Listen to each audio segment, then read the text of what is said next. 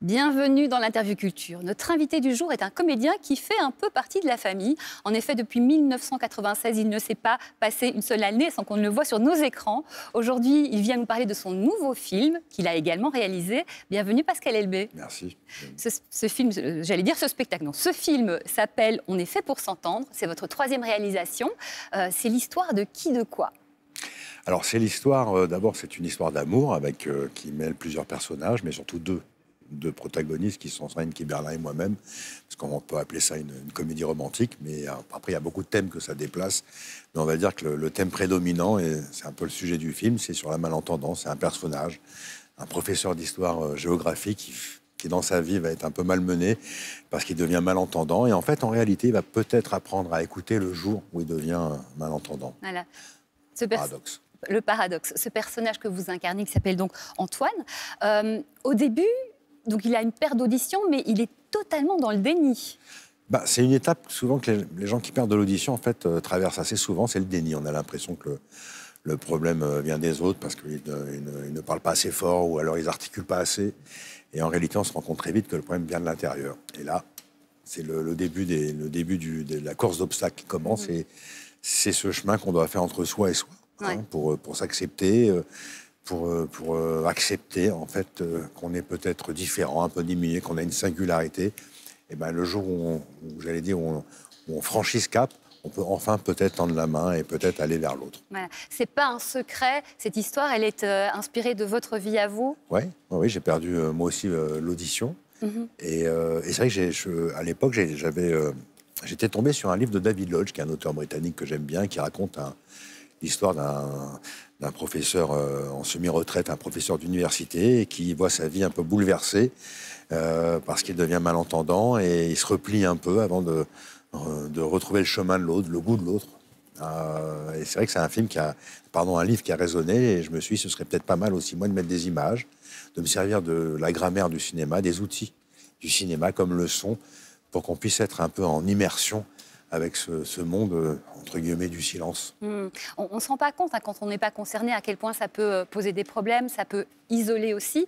D'ailleurs, il y a des scènes très, très cocasses avec votre voisine, Sandrine Kiberlin, qui n'en peut plus du bruit que vous faites. Du coup, ça crée une sorte de lien aussi, mais ça commence assez épiquement. Oui, parce qu'en réalité, c'est ce que je dis et ce que je pense souvent, c'est quelqu'un qui perd de l'audition, qui est malentendant. C'est vrai que c'est un handicap invisible, donc assez ingrat et souvent moqué, c'est comme ça. Mais en réalité, avant de se victimiser, c'est un pas de deux. C'est-à-dire qu'il faut aussi, par respect pour les gens qui nous entourent, avant qu'ils deviennent complètement fous, parce que c'est vrai que c'est pénible d'avoir à répéter en permanence, mais c'est pénible aussi pour celui qui demande à répéter en permanence. Mais aussi bien les uns doivent écouter, doivent être un peu plus patients, mais aussi les autres aussi doivent apprendre à réagir, peut-être à s'appareiller, à faire quelque chose pour pouvoir enfin se refondre dans la société. Voilà. Un pas de deux. C'est une comédie romantique, évidemment, donc ça donne lieu à des tas de situations cocasses. Moi, je vous propose tout de suite de regarder un extrait de la bande-annonce. Le bouton. Le mouton. Le soleil. Le sommeil. J'en peux plus, là, d'être réveillé tous les matins par votre réveil de merde, là. Vous avez pensé à mettre des boules qui est? Parce que vous, quand votre toit fuit, vous achetez un kawaii, c'est ça? Vous n'entendez rien. Le 6. Le 6, mais pas le 5. Le 6. Comme ça, tout le monde est content. 1940. Monsieur, vous allez trop vite, on peut pas tout noter. Allô, on est là, monsieur. Toujours un plaisir d'échanger avec toi. J'entends bien ou j'entends rien? Rien. Rien? Oui, rien. Il existe des prothèses auditives. T'as pas à mon âge. Tous les sons vont vous paraître amplifiés au début. Tu peux arrêter avec tes chiffres, ça c'est insupportable. Je peux arrêter de respirer aussi, si tu veux. Voilà, on s'amuse vraiment beaucoup dans ce film. On découvre aussi que nous, on se dit qu'ils n'avons pas de problème d'audition. Tu mets un appareil, c'est réglé. Et là, on découvre que c'est pas du tout le cas. Ah non, ces appareils au début, il faut que le cerveau apprenne à refaire l'équilibre. Ouais. Et cet appareil peut vous rendre dingue au début, mais après, c'est une période d'adaptation qui est très douloureuse parfois, parce qu'on a quand même l'impression de vivre en permanence au milieu d'un chantier sidérurgique, c'est compliqué. Oui, il y a beaucoup de bruit qui vient de partout. Oui, parce que le cerveau n'arrive pas encore à bien le filtrer, à le restituer, comme il le fait naturellement, évidemment. Mais après, les efforts sont récompensés parce que une fois que vous passez cette période-là d'un mois ou deux, ça y est, vous pouvez reconnecter avec les autres. Non, mais c'est fondamental. Vous savez, on est un animal social, on a besoin d'être les uns avec les autres. Moi, j'ai besoin du regard des autres. La tentation du repli ou de se dire, après tout, je lâche, je suis trop jeune, et puis quel que soit l'âge que j'aurai un jour, je serai toujours trop jeune pour me couper de l'autre. Ah ouais. Il y a quand même des moments très pratiques. Vous le faites dans le film, à un moment vous n'en pouvez plus, hop, off. Vous le faites dans la vraie vie, il y a un avantage quand même. Il y a un avantage, il n'y en a pas beaucoup, mais au moins il y a celui-ci, c'est de pouvoir s'extraire à volonté. Ça vous arrive dans la vraie vie? Oui, dans le train, quand il y a un enfant qui pleure ou quelque chose qui m'agresse, hop, au revoir, le monde du silence. On va parler de vos partenaires. Donc Sandrine Kiberlin qui joue le rôle de votre voisine, qui est évidemment géniale comme d'habitude.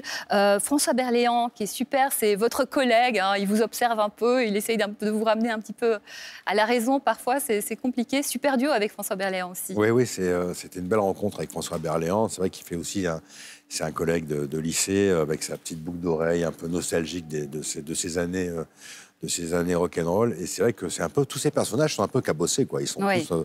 c'est des gens qui doutent beaucoup et qui ont besoin les uns des autres pour j'allais dire, s'appuyer l'un sur l'autre. Mais c'est vrai que j'ai eu beaucoup de chance d'avoir autour de moi tous ces camarades, que ce soit Sandrine Kiberlin, qui est vraiment une femme et une actrice remarquable. François Berléand, qui est un clown formidable. Et puis, évidemment, ma sœur, qui est jouée par Emmanuel DeVos, qui est très drôle dans le film.